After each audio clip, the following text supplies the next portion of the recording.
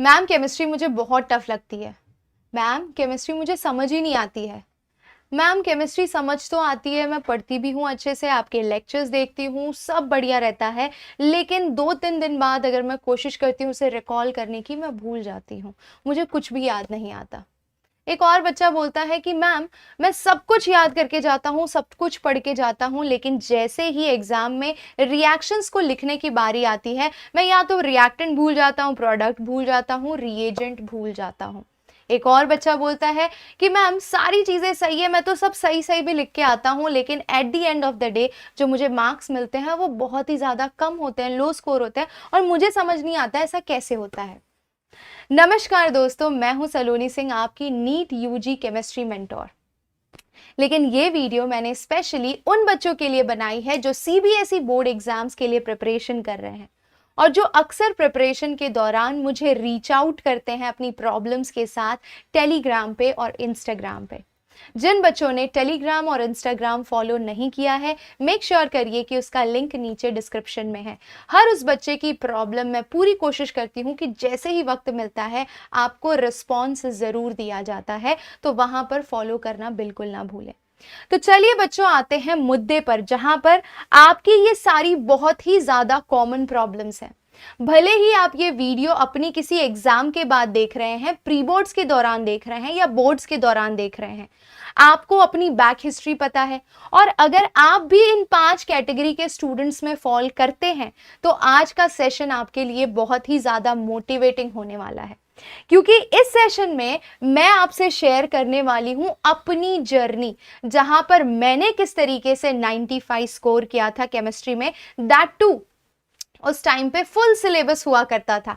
आपका syllabus reduced है बच्चों, तो अगर उस सिलेबस के साथ आपकी मैम 95 स्कोर कर सकती है केमिस्ट्री में, ये रही मार्कशीट, देख लीजिए बच्चों। सो अगर मैं स्कोर कर सकती हूं तो आप भी डेफिनेटली कर सकते हैं।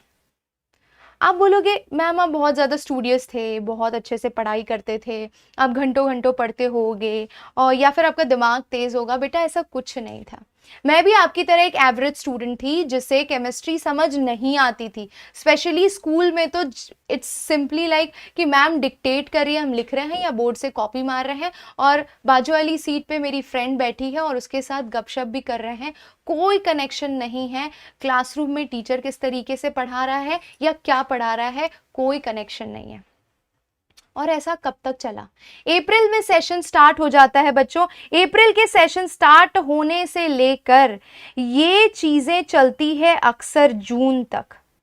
अप्रैल से लेकर जून तक आप इसी कंफ्यूजन के अंदर जीते हो कि हम क्या कर रहे हैं, क्या पढ़ रहे हैं। जैसे ही जून के बाद जुलाई आना शुरू होता है, आपके स्कूल में प्रेशर शुरू होता है कि बच्चों आपकी पहली टेस्ट आ रही है और पहली टेस्ट के सिलेबस के लिए आप पढ़ना शुरू करना चाहते हो, और तब आप सीरियसली पढ़ाई शुरू करते हो। तो आप मुझसे भी आगे हो। मैंने तो उस टाइम पे भी ढंग से नहीं की। उस टाइम पे 2 या 3 चैप्टर्स हुआ करते थे, तो 3 चैप्टर्स में से हार्डली मैंने 2 चैप्टर अच्छे से प्रिपेयर किया था, तीसरा चैप्टर ऊपर ऊपर से, क्योंकि सिलेबस मेरा टाइम से कंप्लीट हो ही नहीं पाता था। एंड हुआ क्या कि उस एग्जाम में, पहले एग्जाम में मैंने स्कोर किए 50 में से 27 मार्क्स। 50 में से 27 मार्क्स स्कोर किए। ये स्कूल की एक रेगुलर एग्जाम थी, और ये मार्क्स, आपको क्या लगता है कि इस झटके के बाद मेरा स्कोर इंप्रूव हुआ होगा? यूनिट टेस्ट 2 आया, वहां पर टॉपिक्स इंक्लूड किए गए इनऑर्गेनिक केमिस्ट्री से, और मेरा स्कोर और गिरकर नीचे चला गया 23 मार्क्स पे। घर से प्रेशर बढ़ने लगा, मम्मी पापा डांटने लगे, प्रेशराइज करने लगे, बोलने लगे कि पढ़ नहीं रहे हो, ट्यूशन के पैसे वेस्ट कर रहे हो, आप ढंग से पढ़ाई नहीं कर रहे हो, आप बहुत ही ज़्यादा डिस्ट्रैक्टेड हो, और तमाम दुनिया भर की चीज़ें जो आसपास रिश्तेदारों से सुनने को मिलती है, शायद आपको भी सुनने को मिल रही होंगी। इसी दौरान इतना तो समझ आ गया कि भाई इस स्कोर के साथ मैं आगे नहीं बढ़ सकती, तो अब मैं क्या करूं, किस तरीके से एक स्ट्रैटेजिक वे में प्रिपरेशन शुरू करूं। ये चीज मुझे रियलाइज होने में अगस्त से सितंबर तक चला गया। और उसे इम्प्लीमेंट करने में अक्टूबर से नवंबर तक चला गया बच्चों। इसका मतलब ये नहीं है कि आप भी अक्टूबर और नवंबर से शुरू करेंगे। इसका मतलब ये है कि मेरे गलत एक्सपीरियंस से अगर आप कुछ सीख सको तो मैं आपको वो चीज सिखाना चाहती हूं। आपको क्या करना है, आपको ये रियलाइजेशन या एक्सपीरियंस या ये जर्नी शेयर करने के पीछे का सिर्फ एक रीजन है कि मुझे वो रियलाइजेशन लेट से इसलिए हुआ क्योंकि मेरे पास कोई ऐसा मेंटोर नहीं था जो मुझे गाइड करे कि बेटा उठ जा, वक्त हो गया है, पढ़ना शुरू कर। कैसे शुरू करेगी? लेकिन I am there for you as a chemistry mentor कि मैं आपको गाइड करूं कि आप किस तरीके से सीबीएसई बोर्ड एग्जाम्स के लिए प्रिपरेशन शुरू कर सकते हो। बच्चों, ये टास्क बिल्कुल भी टफ नहीं है। मैं एक एक करके सारे पॉइंट्स बताऊंगी और फिर आपको ये भी बताऊंगी कि मैंने किस स्ट्रैटेजी को फॉलो किया और इसे फॉलो करने के बाद मेरे धीरे धीरे स्कोर्स किस तरीके से इंप्रूव हुए हैं। आइए समझते हैं। सबसे पहले नॉलेज होना चाहिए आपको बराबर से सिलेबस का। इस बार सिलेबस का नॉलेज होना 100% इसलिए इंपॉर्टेंट है क्योंकि आपके कई सारे चैप्टर्स हटा दिए गए हैं। तो आपके पास 10 चैप्टर्स हैं और उन 10 चैप्टर्स की अगर आप बात करें तो उनका चैप्टर वाइज वेटेज भी आपको पता होना चाहिए, जो मैंने ऑलरेडी अपनी एक वीडियो में बताया है और उसका लिंक आपको मिल जाएगा। यहां पर आई बटन पे क्लिक करोगे तो उसका भी लिंक मिल जाएगा, आपको चैप्टर वाइज वेटेज पता चल जाएगा। एक बार सिलेबस का आइडिया अच्छे से लग जाता है तो दूसरा स्टेप होता है कि प्रिपरेशन को शुरू कैसे करें। प्रिपरेशन को शुरू करने के लिए हमारे टाइम पे कोई भी ऑनलाइन मेंटोर्स नहीं हुआ करते थे। हम उठाते थे क्लास और ट्यूशन के नोट्स और उन क्लास और ट्यूशन के नोट्स के साथ एनसीईआरटी को लेकर बैठते थे।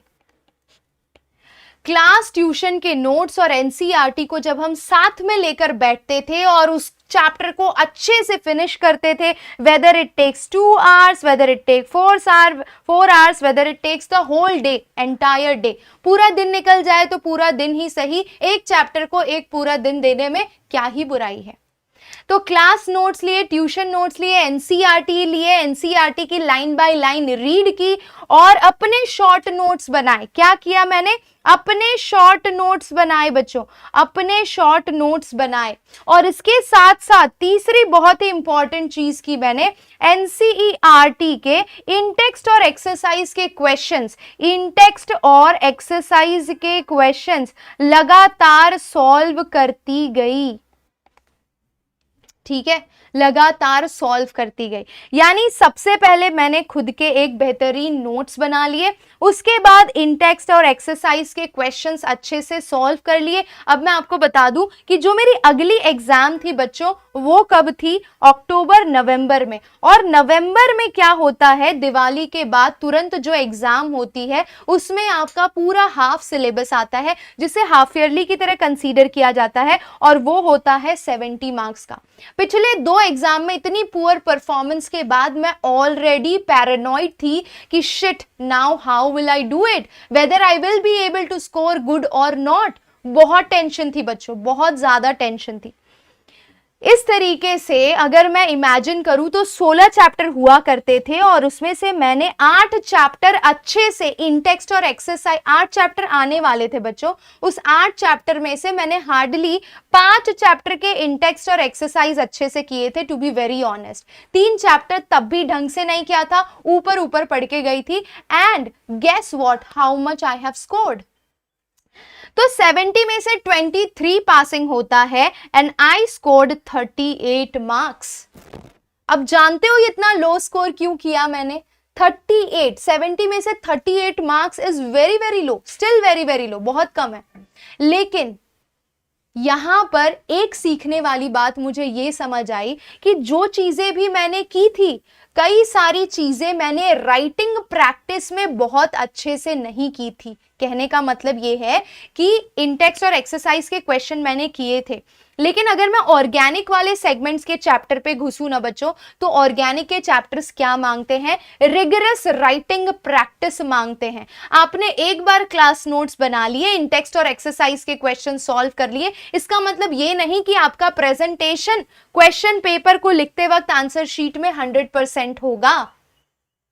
आप कहीं ना कहीं लैक करेंगे। आप पहली टेस्ट देंगे तो कभी आप रिएजेंट भूलेंगे, कभी रिएक्टेंट भूलेंगे, कभी प्रोडक्ट भूलेंगे, आपको कॉन्सेप्ट ही याद नहीं आएगा कि मैंने क्या पढ़ा था। It's very very very normal, बहुत नॉर्मल चीज है ये। और क्योंकि ये पहला टेस्ट था, पर मुझे ये पता चला कि यार इतना पढ़ा है मैंने, तब तो मैंने 38 स्कोर किया है। लेकिन अगर मैं इस चीज को और रिफाइन कर दूं, पहले मैं अपना पूरा सिलेबस खत्म कर लूं इंटेक्स्ट और एक्सरसाइज क्वेश्चन के साथ, तो मैं स्कोर को और अच्छा इंप्रूव कर सकती हूं। और उसके बाद शुरू हो गए बच्चों प्री बोर्ड्स। प्री बोर्ड्स के साथ साथ प्रैक्टिकल्स के नाटक शुरू हो गए कि प्रैक्टिकल्स की जर्नल, फाइल, सारी चीजें सबमिट करनी है। That's fine, okay. तो हमने वो चीजें की अच्छे से, और उसके बाद बहुत डिफिकल्ट होता है उस टाइम पे टाइम मैनेज करना। तो क्रूशियल टाइम तो एक्चुअली आपका अक्टूबर, नवंबर, दिसंबर वाला होता है। तो उस टाइम पे इतना प्रेशर बिल्डअप करने की जगह अगर ये चीजें आप पहले से शुरू कर देंगे तो आपके लिए कितनी अच्छी होंगी, इमेजिन करिए। इसीलिए मैं कहती हूं कि मई महीने में ही आप अपनी जर्नल और अपना प्रोजेक्ट खत्म कर लिया करो। अभी भी जून में टाइम है, आप अपना जर्नल और अपना प्रोजेक्ट लिख के फिनिश कर लो, सिर्फ रीडिंग्स भरनी बाकी रखो। प्री बोर्ड्स का टाइम आता है। प्री बोर्ड्स के टाइम पे अब क्या करूं मैं कि मेरा और स्कोर अच्छा इंप्रूव हो? तब मैंने शुरू किया, ओसवाल की बुक्स लेकर आई, और इन ओसवाल की बुक्स में से मैंने क्वेश्चन प्रैक्टिस करना शुरू किया। क्वेश्चन प्रैक्टिस करना शुरू किया। सिलेबस कंप्लीट करना था तो पहले मैंने पूरा सिलेबस रिवाइज किया, फिर क्वेश्चन प्रैक्टिस करनी शुरू की। एक एक करके पहले मैंने चैप्टर वाइज प्रीवियस ईयर्स के क्वेश्चन लगा लिए, उसके बाद मॉक पेपर्स अटेंड करना शुरू किए, और धीरे धीरे धीरे धीरे जैसे जैसे जैसे आप प्री बोर्ड्स का पहला प्री बोर्ड दोगे, आपको लगेगा आपका स्कोर इंप्रूव हुआ कि भाई 45 आया। 45 से फिर आपका चस्का चढ़ेगा कि यार मैं नेक्स्ट एग्जाम में 55 स्कोर करना चाहती हूँ, तो मैं अपना राइटिंग प्रेजेंटेशन कैसे इंप्रूव करूं। और ज्यादा आपने क्वेश्चन प्रैक्टिस की। क्वेश्चन प्रैक्टिस सिर्फ बोल के नहीं, लिख के 3 घंटे बैठ के अच्छे से उन पेपर्स को लिखना है, उनको एनालाइज करना है, उनको चेक करवाना है, या फिर खुद चेक करना है बैठ के करेक्ट आंसर्स के साथ। और ये सब करने के बाद माय डियर स्टूडेंट्स, मेरा टारगेट 45 था, अगला टारगेट 55 था, और 55 तो मैं एग्जैक्टली स्कोर नहीं कर पाई, बट मेरा स्कोर 51 तक आया था। तो आपको खुद को पुश करना है। आप ही वो बंदे हो जो खुद को पुश कर सकते हो हर नेक्स्ट एग्जाम के साथ कि यार अब मैं ये चैप्टर को अच्छे से करके अपीयर होऊंगा, ये चैप्टर को अच्छे से करके अपीयर होऊंगा, मैं अच्छे से क्लास नोट्स बनाऊंगा, अच्छे से एनसीईआरटी के इंटेक्स्ट और एक्सरसाइज क्वेश्चन करूंगा, अच्छे से प्रीवियस ईयर्स के क्वेश्चन करूंगा। प्रीवियस ईयर्स के क्वेश्चंस के लिए मैं कोई एक टॉपिक वाइज बुक अभी से खरीद लूंगा या खरीद लूंगी। तो मैंने खरीदा था ओसवाल बुक्स, ट्रस्ट में। आप दूसरी पब्लिकेशन की खरीदना चाहते हो तो खरीदो, अगर ओसवाल बुक्स ही फॉलो करना चाहते हो, it's one of the best books. नीचे डिस्क्रिप्शन में लिंक दी है, अभी से जाके ऑर्डर कर लो।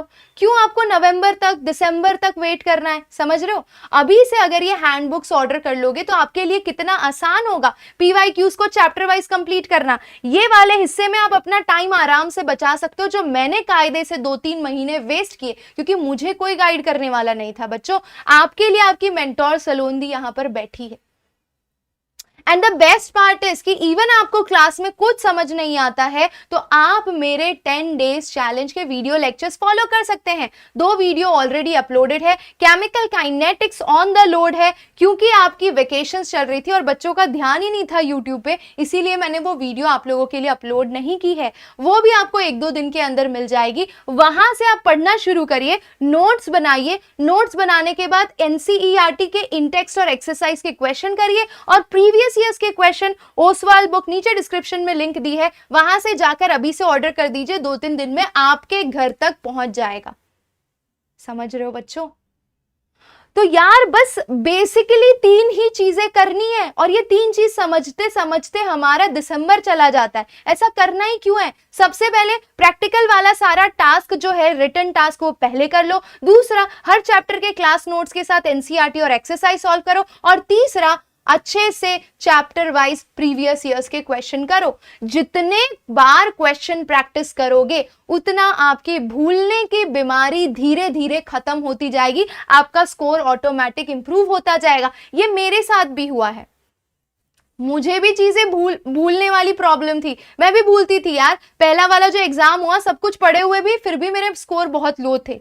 लेकिन धीरे धीरे धीरे धीरे जब सब्सिक्वेंट 3-4 एग्जाम हो गई ना, तो वो चीजें अब दिमाग में बैठने लगी। वही केमिस्ट्री अब प्यारी लगने लगी, वही केमिस्ट्री से अब मोहब्बत हो गई। तो बस बेटा यही राज है, कुछ नहीं करना है। इतना दिमाग लगाया, इतना अभी से पढ़ लिया, तो जो आपका जनवरी का प्रेशर है वो बहुत ही कम होगा। शांति से आप प्रैक्टिकल दोगे। पूरे साल पढ़ाए तो प्रैक्टिकल के वाइवा में भी कोई टेंशन नहीं होगी। और फिर एंड में आ जाता है आपका बोर्ड एग्जाम्स, जिससे पहले ढेर सारे आपको सॉल्व करने हैं mock test papers. Mock test दे दो, जितने ज्यादा मॉक टेस्ट दोगे उतना आपके लिए बेनिफिशियल होगा बच्चों। तो यही बताना था मुझे। एंड फाइनली जो मेरा फाइनल स्कोर था बोर्ड एग्जाम का, दैट वाज 65। एंड मैंने प्रैक्टिकल में 30 on 30 स्कोर किया था। तो 65 + 30 75, 85, 95, ये होता है सही तरीका।